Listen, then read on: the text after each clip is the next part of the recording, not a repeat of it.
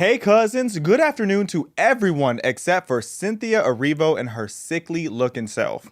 I'll explain my new beef with her in about 15 minutes, but first, before that, congratulations to Elon Musk. You have brought yet another child, your 13th to be specific, to this world, and I have a lot to see on that. Also today, we will be finally debriefing the entire Wendy Williams controversy by popular demand, as well as Jay-Z's new counter lawsuit. And did y'all hear that our government has paid out nearly $5 trillion in completely untraceable payments? Oh yes, we'll be clocking that today too. But first, I certainly want to reflect on how we have now surpassed 500 days since October 7th, and there are still hostages needing to come home. So let's get right into it. Y'all know the vibes. Be sure to like, comment, share, and subscribe. Welcome to Respectfully Xavier.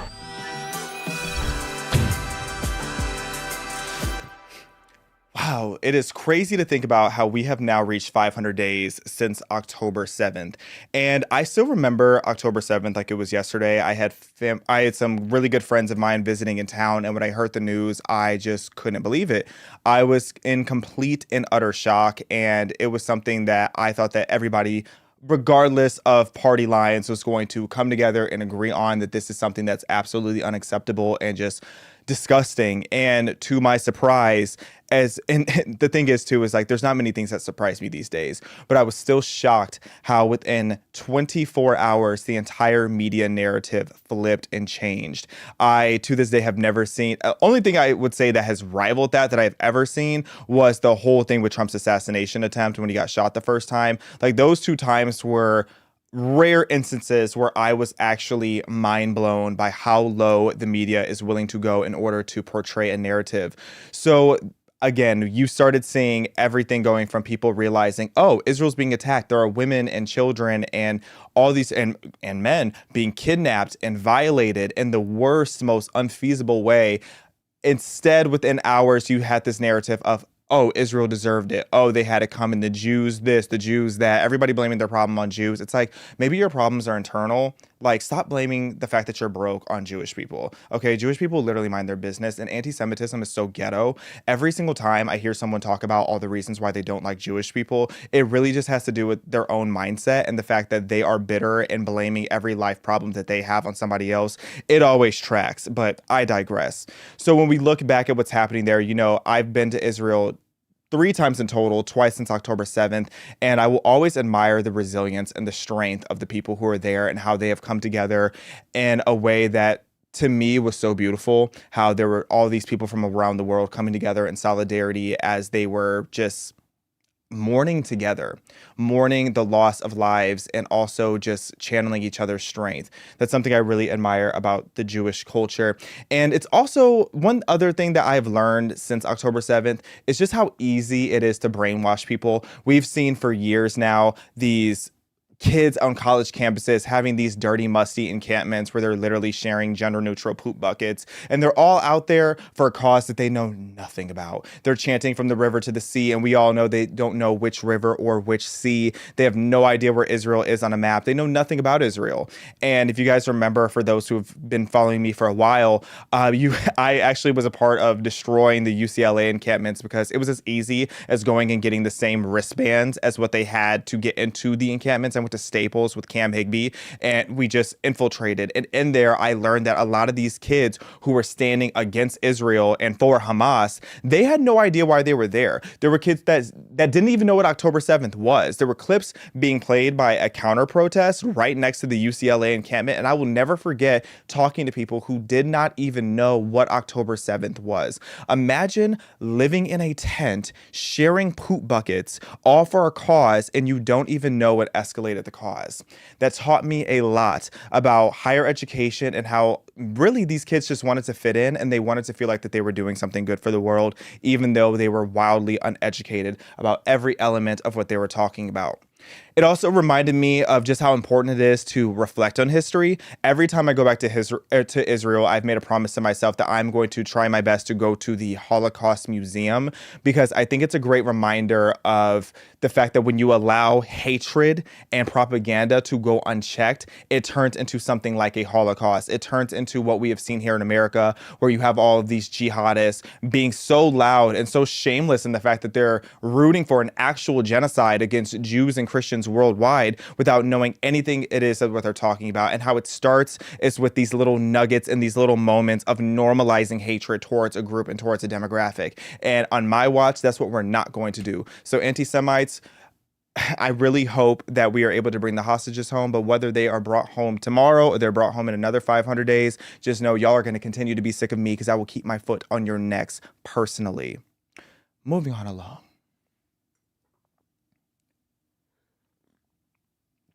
It's time for me to talk about this messy situation.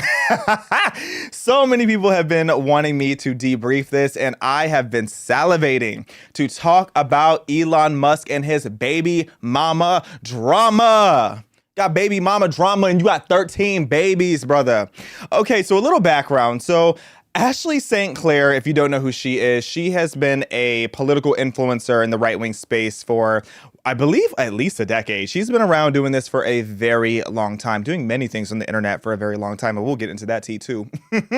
So Ashley St. Clair made this big announcement on Twitter. Y'all know I'm blind and I never have my eyes on. Let's bring up that announcement. So I'm going to look at it on my phone so I can read this better to y'all. She says, 5 months ago, I welcomed a new baby into the world. Elon Musk is the father. It's giving Jerry Springer. So I have not previously disclosed this to protect our children's safety, privacy and safety. But in recent days, it has become clear that tabloid media intends to do so regardless of the harm it will cause.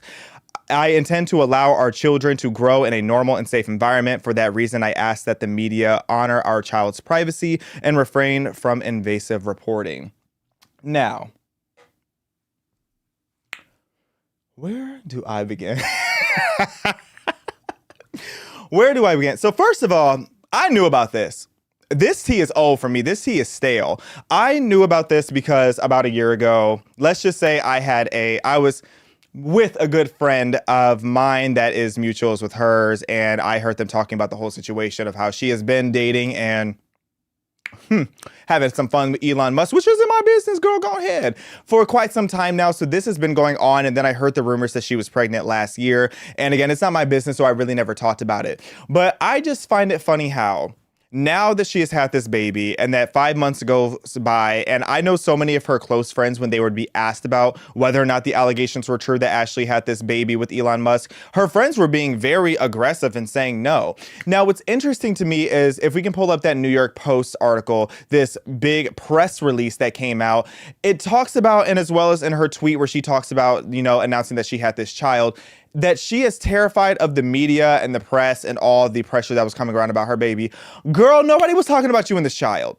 Let's be so for real. You can literally go on Google and search by time range of when the media outlets were talking about her and this child. Nobody was talking about it. Okay. And what I have noticed that a lot of people do, whether they're Hollywood influencers or political influencers, if they're not getting the buzz that they want to, they will start their own buzz. Okay. Let me tell you a little secret about Hollywood. More often than not, celebrities call the paparazzi on themselves. I have lived in LA for 2 years now. I go to only hot spots. Y'all know me. Y'all know I'm bougie. I'm always at like celebrity heavy places, and paparazzi very rarely just sits outside anymore. Paparazzi is called to these places. Just like with these press releases, they call because they want the press. And I'm not saying that Ashley is lying. I'm just saying that I don't really buy the fact that she was being pressured to this point where she was forced to announce that she had Elon's baby. She has wanted this attention for quite some time. And I just find it funny that in the article, if you look, the very second paragraph says that this is not a Meghan Markle type of situation. Girls, yes, it is. It is Meghan Markle tease. Okay, talking about, I want privacy and I don't want anybody giving me attention. Yet let me go and do an exclusive press release with New York Post because I want to tell the world that I need privacy. Girl, nobody even knew that you had this baby besides people who are in the industry and people that are adjacent to your circles. So to go out of your way and get all this attention, good for you. But the real reason seems to be, at least that she's alleging, is that she wants Elon Musk's attention. Oh yes, they're not even together anymore, which who is shocked by that? But let's pull up these receipts. It's time to get a little receipt heavy, because I thought it was really funny about Ashley that she's kind of playing this victim role of being like, oh, she's the scorned baby mama who's out here and her baby daddy is a deadbeat. You knew he was a deadbeat. You knew he was a deadbeat. Can we pull up this tweet, please? The tweet of her talking about, okay, so back in the day, okay, you can't see the full thing there, unfortunately. So if you see at the top, I want to read this verbatim. And you can still search it on Twitter because you know these tweets have been deleted by now. So somebody had tweeted about how Elon has all these children, says he's got a kid with a woman already, seems unlikely to work out. Ashley back on May 20th, 2020 said, well, he actually has 7 kids and goes through women pretty fast. Including you now, Ashley. So Elon responded to this whole tweet being brought up, said, whoa, he is shocked. He was gagged. He was gagged that Ashley was talking mess about him in 2020. Yes, because she has known for a while that Elon Musk is a womanizer. She has known for a while that Elon Musk has all these baby mamas. So then Ashley responds saying, Elon, we have been trying to communicate for the past several days and you have not responded. When are you going to reply to us instead of publicly responding to smears from an individual who just posted photos of me in underwear at 15 years old? Now, I'm gonna get into that in a second. I'm gonna get into that second part of the tweet in just a minute. But I first want to talk about, you are sitting here faulting Elon Musk for playing the game of the social media game of responding to tweets rather than you, when that's what you did. That's what you did too. Okay? You made this public information, Miss Ashley St. Clair. And don't take this as me having this personal issue with Ashley. I just get really annoyed by baby mama culture. And I get really annoyed when I look at this situation. And it's like, what did you expect? You literally said yourself that this man is a womanizer, yet you went out and had his baby. And why is that? I ain't saying she a gold digger. And I'm not singing that song because we don't support Kanye either. I'm sick of supporting clowns. I'm sick of letting clowns slide. And I'm not going to call anybody out by name because there's a lot of people that I truly respect who are out here giving all this support to Ashley and to Elon and saying that, oh, we're just so happy that she didn't abort. Isn't that the conservative stance? And again, that's no shade because some of my really good friends were saying that. But it also shows that the bar is in hell. The standard is in hell. The conservative stance is to not just be jumping up and down, clapping like seals because she didn't abort the baby. We all know why she had this baby. Elon Musk is the richest man in the world. And me, I support the city girls. You know what? Go ahead and get your bag, sis. You got 18 years of child support coming your way. And I hope that you're doing your research to figure out if Texas or New York is going to pay you longer, because sometimes you can get it up to 21 years because you just made your whole income having this baby. And yet all these conservatives are supporting it. This is baby mama culture.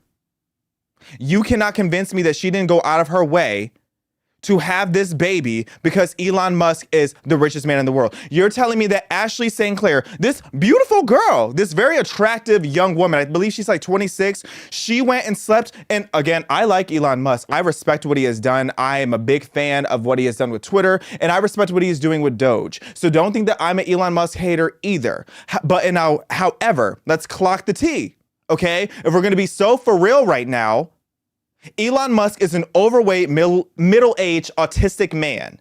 And you are not going to tell me that Ashley St. Clair just went out of her way to find this man because she found him charming. I know what these girls like, and it's not Elon Musk's charm. I'm sorry, but this is Hall of Fame hoe behavior. It really is. I said that Ariana Grande was knee deep in hoe waters, but this is Hall of Fame hoe behavior because she really secured the bag for 18 years. And I really just think that conservatives need to be careful instead of, glorifying this and acting like it's a beautiful thing, to start being so for real about who it is that we're propping up. Because this Ashley St. Clair figure, she also notoriously, before becoming this right-wing influencer, she actually was a known personality online with the at name @sexlaptop, where she used to sell nude photos of herself, particularly when she was underage. And I'm not even going to say alleged. Well, you know what? I'm going to say allegedly because, this ain't my platform. But I'm going to say allegedly, even though all the receipts are out there. And she was in that prior tweet playing the victim of, oh, you're sharing these photos of me of when I was underage. You shouldn't have put them out there in the first place. She also had a Twitter account called Optatives where she used to just throw the N-word out there all the time. And again, selling these underage photos allegedly. And people are gassing her up and trying to hype her up. And the real reason that these people are hyping her up and acting like they're supporting it is because they want to get into the good graces of Elon Musk for a higher X payout and to have that relationship. Elon doesn't even like her, so you're gassing her up for no reason. If you really want to get a bag, you should be dragging her because clearly Elon Musk doesn't want much to do with his baby mama either. If we're going to be so for real.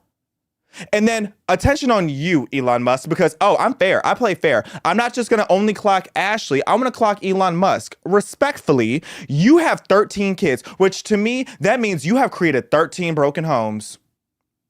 13 broken homes. You have 13 homes where these people are without a present father, because you cannot convince me that Elon Musk is a present father. Financially, he might be, but that just makes him a wealthy sperm donor. And that to me really irritates me. Let's pull up this baby mama list. Yes. And mind you, these baby mamas aren't even look at this. Look at this. So he had a whole bunch of these baby mamas. I believe that was his first wife. Then he went and had a baby with Grimes. Then he went and had 2 babies with some other wench, and then went back to Grimes again, and then went back to the girl that was in between Grimes. You can't even pick an embryo sac. You all up in all these different women's ovaries. But if we're going to be so for real, this would be called trashy if it was anybody else. I don't care how rich you are. I'm so against fatherlessness and father absence. And we talk about that, especially in the Black conservative world. We constantly talk about the father absence. We shame Nick Cannon. We shame Nick Cannon because he has, I believe, 6 baby mamas now. We talk all this mess about him. And I don't want to sit here and sound woke and make it into a racial issue, but I do wonder, what's the difference? Nick Cannon is very wealthy. I'm sure Nick Cannon can financially support all of these baby mamas. But why does Nick Cannon get called ghetto and Elon Musk is being defended? This is father absence. This is fatherless behavior. This is ghetto. And as much as I love Elon Musk and what he has done for the conservative movement, and as much as I don't have a personal issue with Ashley St. Clair, what I'm not going to do is sit here and act like this situation is cute, like so many other conservative pundits are, simply because of what they offer to you potentially. Moving along.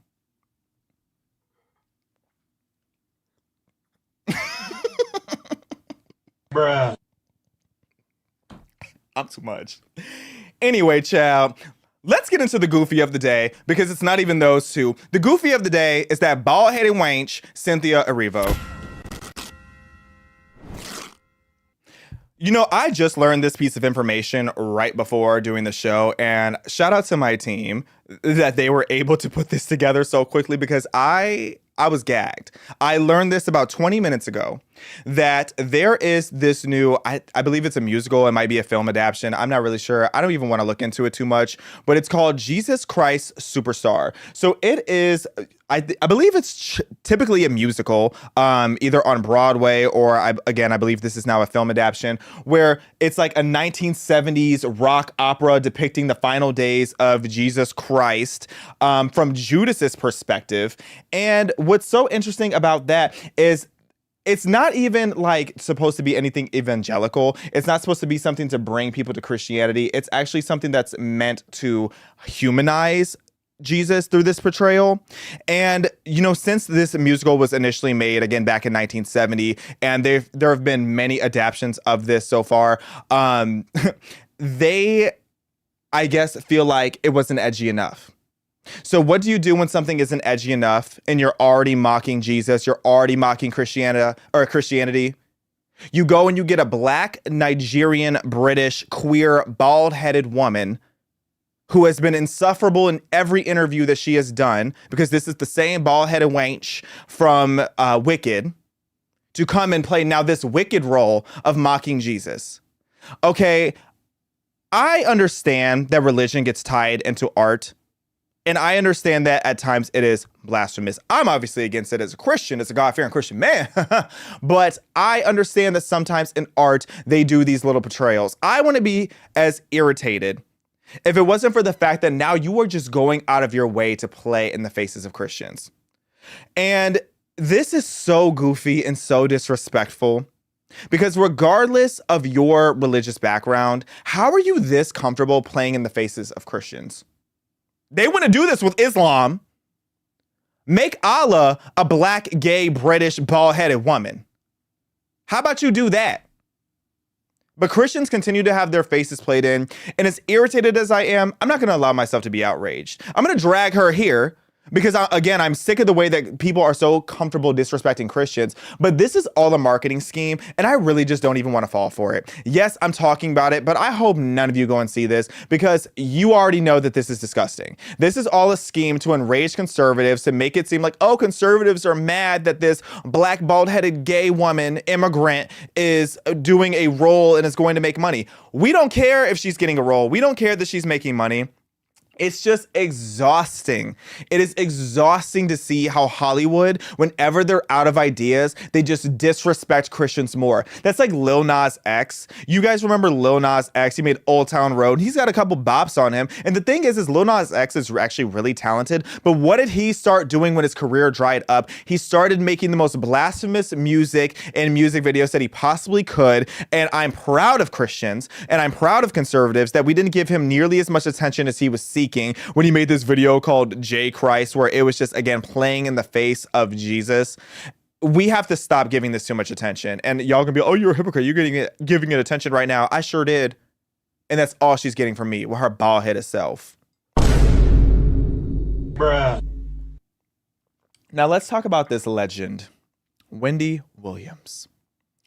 Now, since I started this show, everybody's been asking me to talk about this situation. I've just been waiting for the right time to talk about it because Wendy Williams, if you do not know her, she is a media legend. You either love her, you hate her. There's no such thing as being down the middle when it comes to Wendy Williams. She's actually one of the biggest inspirations of me wanting to do this show. She is one of the beacons of pop culture. Dare I say, Wendy Williams is hip hop. Before the Shade Room, before TMZ, you had Wendy Williams. Okay, so there have been so many broadcasters and people who have talked about pop culture for the last century, but there has been no one who popularized talking about hip hop and urban culture and black culture as much as Wendy Williams. Before we even get into the situation of Wendy Williams, I just want to play this clip of some of her most iconic moments.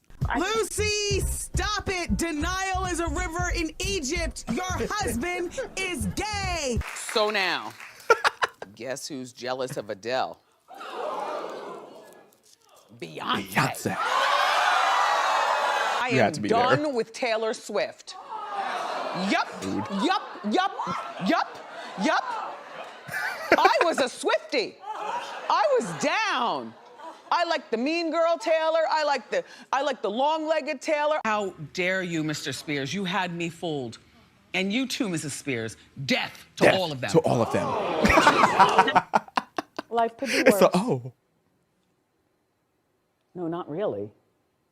This is the worst. This is the worst. This is the worst. Mm-hmm. Yeah. Anyway. Literally me. Clap if you care. All right, let's move on. Perfect. Oh my goodness, Wendy Williams, the icon you are, a multi-decade career. And of course, so many celebrities and people have hated her because she is always spilling the tea. She is always being as real as it gets. Wendy doesn't hold back. Now, by now, I'm assuming a lot of you know about this guardianship that Wendy has been put under. So a guardianship, also known as a conservatorship, allows a court-appointed entity to control a person's personal and or financial affairs and pretty much everything that they're allowed to do because they are deemed incapable of managing that themselves. So due to this sealed court order, we have not really been able to see the extent of the guardianship that Wendy Williams is under. And this has all started, and I'm going to get into the timeline of how all of this happened in just a minute here, but Wendy Williams has been put under a court order and it all started because of her bank, which is weird. A lot of you remember hearing about a conservatorship when talking about Britney Spears, how for many years was put into this conservatorship, I believe from like 2008 until just a few years ago. And what was always the most discomforting thing about that whole situation, you even saw Wendy in that clip talking about the conservatorship,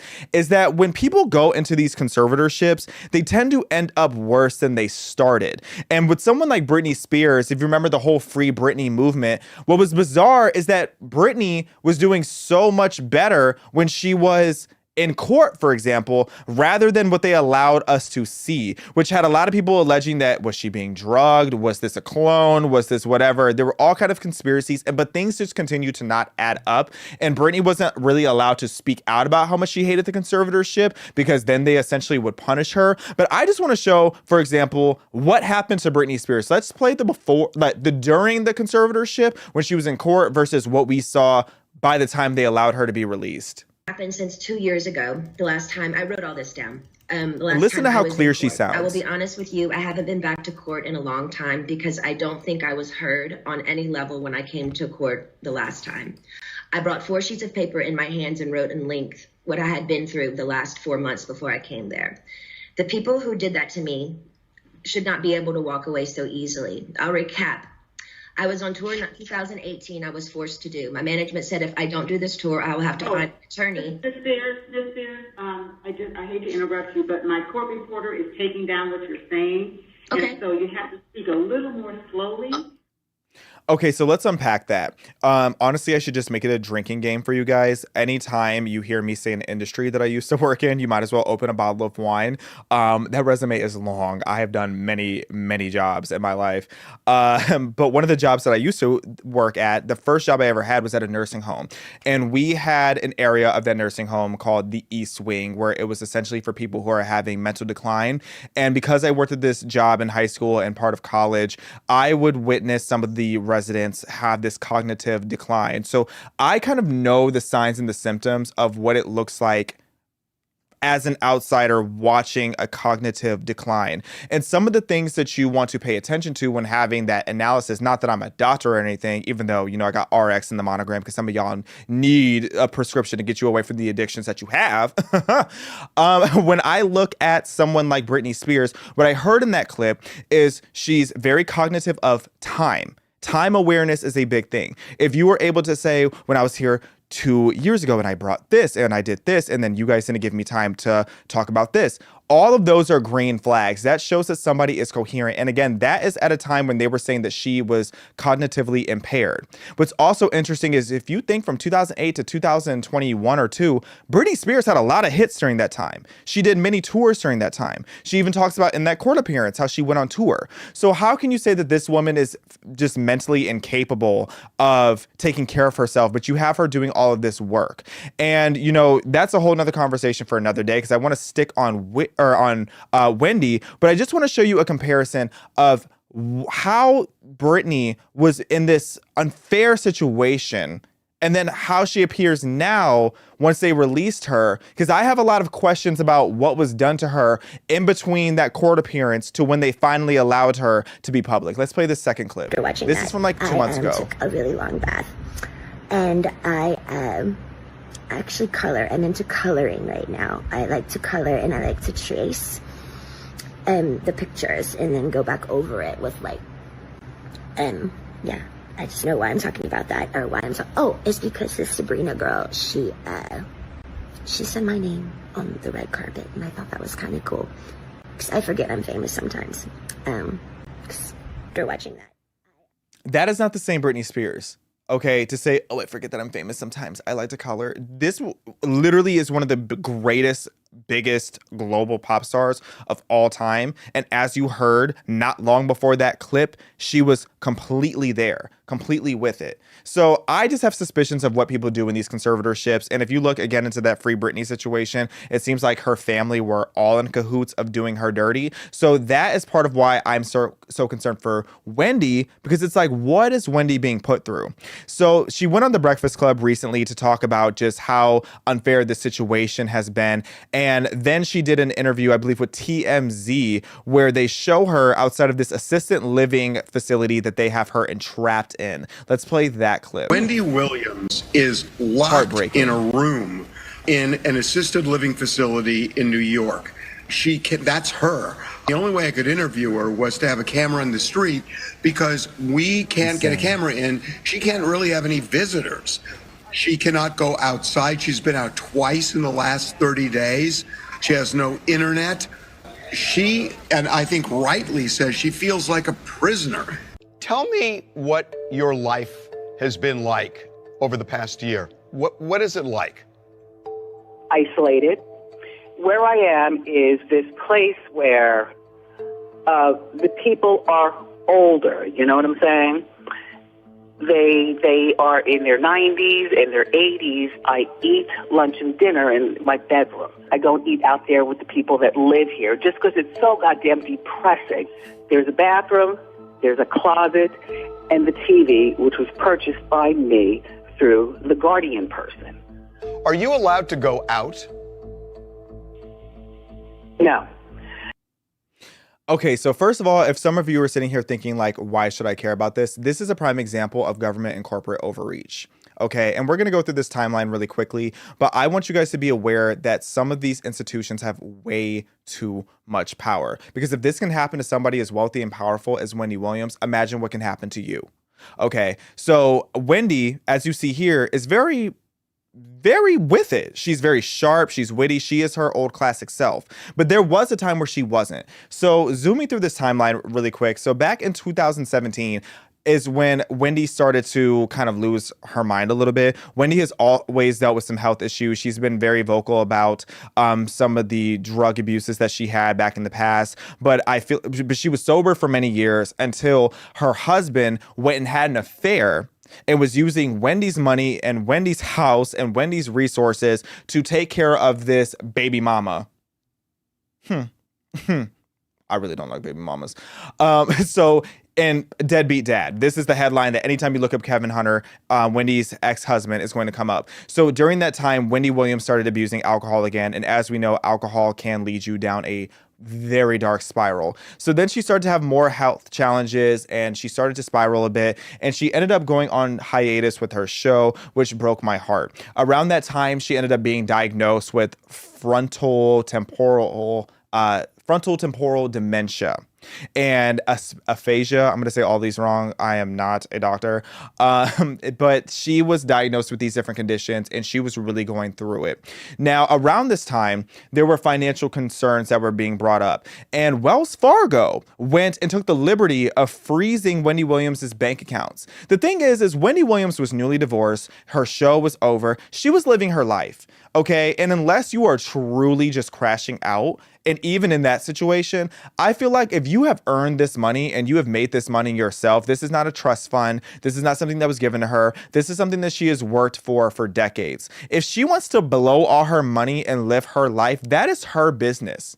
Okay, so for Wells Fargo, this powerful national entity, to take the liberty to freeze her account is something that we should all be very concerned about, especially after what we saw in Canada, where when the truckers were protesting and we saw so many people had their bank accounts frozen. Never forget that. I remember so vividly this story of this person who needed to buy medicine and literally could not buy their medicine because their bank account was frozen by the Canadian government. And that was just a regular person. And Canada is right there. It is one border away.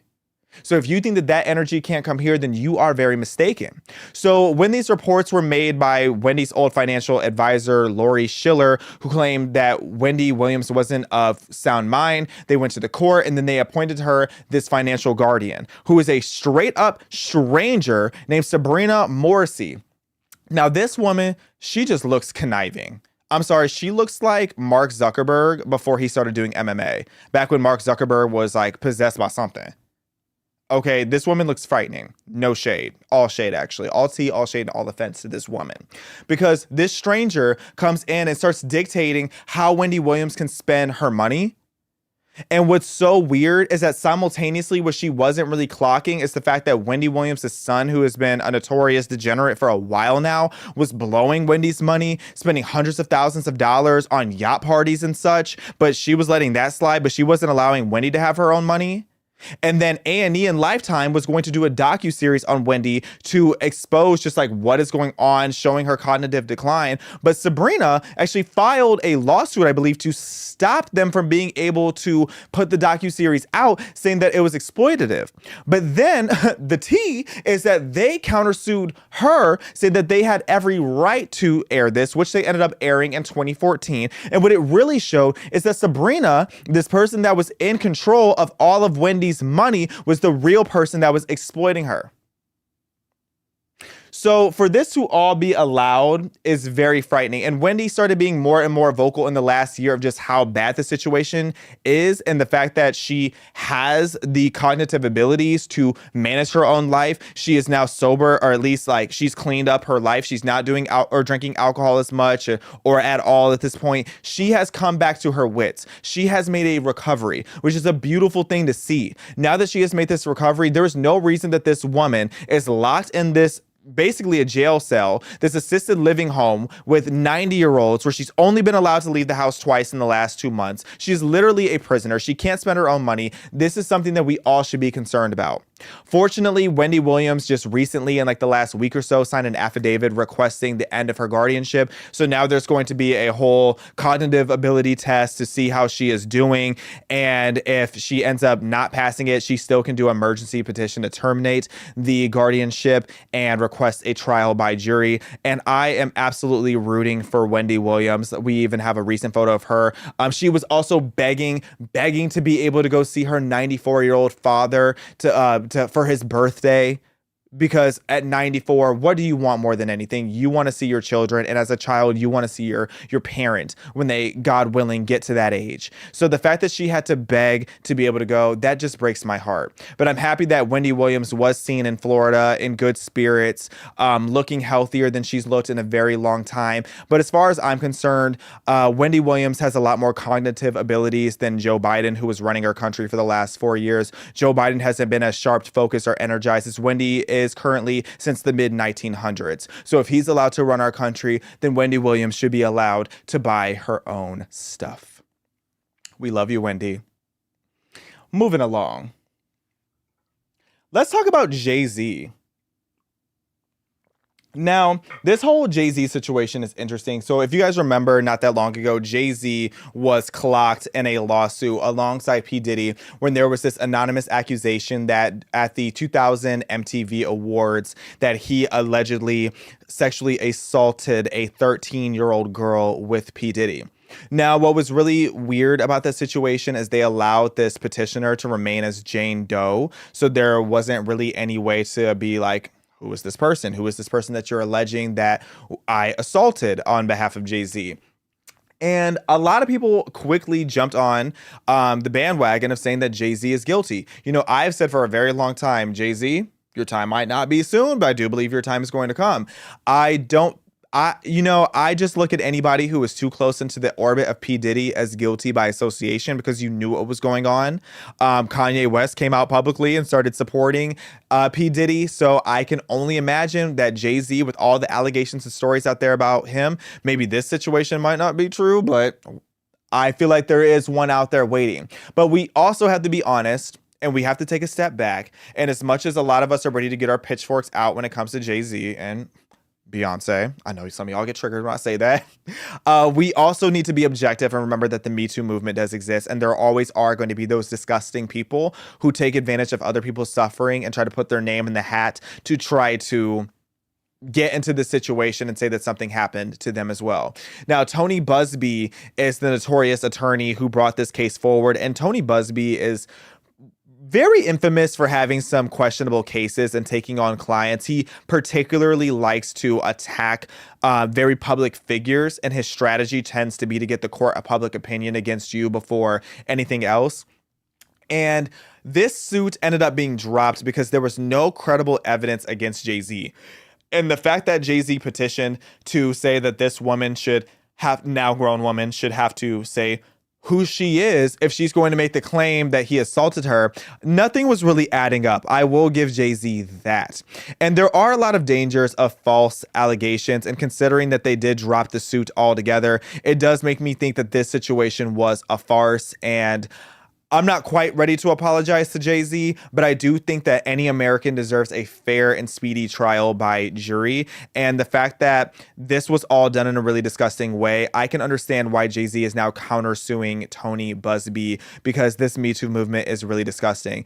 I'm not going to read all the documents, but we have a couple of the forms here of just what some of the allegations are. You know, you can pull us to read just what some of the counter lawsuit entails, and the fact that this lawsuit was dropped right before his daughter Blue Ivy Carter's big premiere of the Mufasa movie, and where Jay-Z was put into this situation of, do I go and hide in shame to look guilty, or do I stand strong and represent my daughter? His daughter Blue Ivy is, I believe Blue Ivy's about 13 as well, his eldest daughter. So I can only imagine the pain of having to have that discussion with your 13-year-old daughter, who now is hearing about the conversations, you know, because she's old enough to hear about this from her friends and her friends' parents, people alleging that a 13-year-old girl back in 2000 was assaulted by Jay-Z. So this whole situation is sad. One comment I thought was really interesting, and it's literally a whole novel, so I'm not going to pull it up, but one commenter compared this situation to a modern day Emmett Till.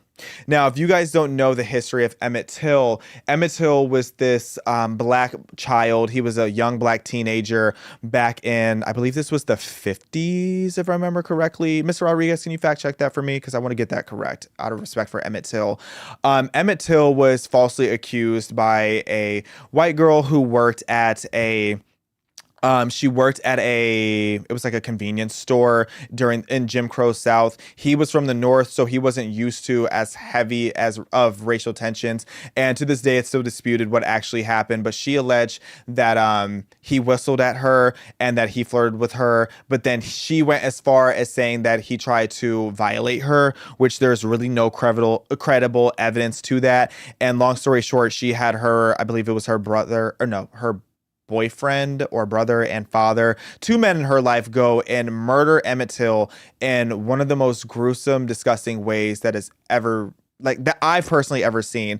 And I blurred the image here, and, you know, in retrospect, I almost wish I didn't blur it, because what made this situation so legendary and groundbreaking during the civil rights movement was the fact that Emmett Till's mother, after seeing how gruesome the damage to Emmett Till's face was, because they shot him in the face, they burned him, they just did unspeakable things to him, and she wanted the world to see an open casket of what exactly happened. And that moment, that image, that iconic image that we just had pulled up, that was one of the catalysts in the civil rights movement of people realizing that we need to stop allowing black men and black people to be just thrown under the bus so easily.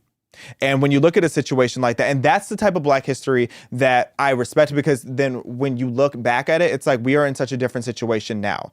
Okay. This person calling Jay-Z's situation a modern day Emmett Till, I get what they were trying to say, but I really don't like it, because I think that's disrespectful to Emmett Till's legacy. It's disrespectful to the fact that we have come so far because of Emmett Till's legacy and his parents' legacy, where nobody is going to be comfortable witnessing black people, a young black child especially, be desecrated in the way that this happened to Emmett Till. Because had this photo not gone viral and been plastered everywhere, this would have been just another Negro thrown to waste. Okay, that's how bad things were in the Jim Crow South. So when we look at how far we've come as a society today, I don't like that comparison. However, I get what they were trying to say. Jay-Z was pretty much put out and deemed guilty by public execution, and everybody was dragging him through the mud, making him lose partnerships, making him have his reputation completely destroyed because of this situation that ended up not being true, because of an allegation made by this woman. We don't know what her race was, but this woman made this horrible, heinous allegation that it seems like was not true, and Jay-Z was put at the stake. This person in the comments said crucified, which y'all doing too much with that. But again, I see what you were trying to say. And I do think that the Me Too movement is a really disgusting thing when you have people making these false allegations, but not too much on Mr. Emmett Till. And that's your Black history for the day. And Jay-Z, it's unfortunate that you had these false allegations happen to you at the time that it did. I still believe your time is coming. Allegedly. Moving along. You are so shady with those bombs. And did you have a chance to look up when was the Emmett Till murder? Yeah, that happened in August 28th, 1955. So that happened in the 50s. Yes, August 1955. We have come so far as a country, and I think that we should be proud of that more than anything. Now, this last story I want to get into. Did y'all hear about the $4.7 trillion of government black hole? Oh, yes, Mitch better have my money. Bruh. Okay, I started the show by dragging Elon Musk and reading him for filth, but now, Elon, we're going to give you your flowers, okay? And Elon, please don't be mad at PragerU. PragerU loves you, and I even still have a lot of love for you. I just need you to put your seed away and stop putting it so many places. It's getting a little reckless. But Elon Musk leading Doge, the Department of Government Efficiency, just exposed this black hole of funds where $4.7 trillion are completely untraceable. You know, I'm a firm believer in the fact that the government is not looking for fraud. They are the fraud. The government is the villain. Okay? How are you going to sit here and pretend that you're looking for fraud when you are the entity doing the most fraud? $4.7 trillion with a T. That is insane, especially when we have a government that is so deep in debt. So how this all happened is the government payments are supposed to be tracked. And there's pretty much a tracking field that they were supposed to utilize to say this is where the money is going. But up until now, up until Doge stepped in, this was an optional thing for people to select. So literally, we have no way of tracing the $4.7 trillion that has been paid out because they were not checking this box and saying where it was going. They weren't just wasting money, they were making it impossible for us to follow. And that is disgusting. We have so many issues going on in our country, and now I want to know, where is this money going to? If we're going to be so for real about it, what politicians were enriched by this money? And I'm looking at the left and the right for that. Because you don't have $4 trillion in spending and it's only benefiting one side. Okay? Let's be so for real. I'm sick of it. And I'm so happy we now have Doge in place to go through and clock all of this tea, because there's a lot of people who are mad now because Doge is now requesting to see IRS database information. And I understand why people are uncomfortable with that. But you know what? I'm here for it at this point. Because what that is going to expose is how much fraud is going on with the IRS as well. You know, 15,000 IRS members were recently fired as well by Doge. And you know I'm happy about that because I'm about to file my taxes. But I am just really sick of these government entities taking advantage of the American people. We are in so much debt. It is, as a person in Gen Z, it seems like everything is so financially unattainable to my generation and to the generations prior, and especially the upcoming generations, because of how insane inflation has gotten. $4.7 trillion. That is wild. That is wildly reckless spending that our government is doing. Meanwhile, they're all up in our business still if we spend over $600 on Venmo. They want to know that. They're asking us when we file our taxes, why did you make this $600 Venmo payment? It's like, okay, now I have to declare on my taxes that I had to send money to CJ Pearson because he got a section at the club and he wants me to split it. Shout out to CJ. We love CJ. Thank you, CJ Pearson, for everything you do for this movement. But, you know, a lot of people are shocked by this situation. I'm shocked by how large the amount is, but I'm not shocked that the fact that this was happening. If anything, I'm shocked by the fact that our economy has not completely collapsed yet. Because if you talk to anybody who works in high-level banking, they will tell you that there are so many things that just fall through the cracks. Our banking technology, a lot of places can date their banking technology back to the 1980s. Our banking system is not It is not encrypted. It is not protected. It is not secure. I'm surprised that some government entity overseas does not come and snatch all our money away. I'm surprised that these crypto geniuses haven't found a way to crack all the codes in our banking system. Because while our banks are so busy stopping the bag like TSA of people like Wendy Williams, our banks should be focused on making sure that our information is secure, but it's not.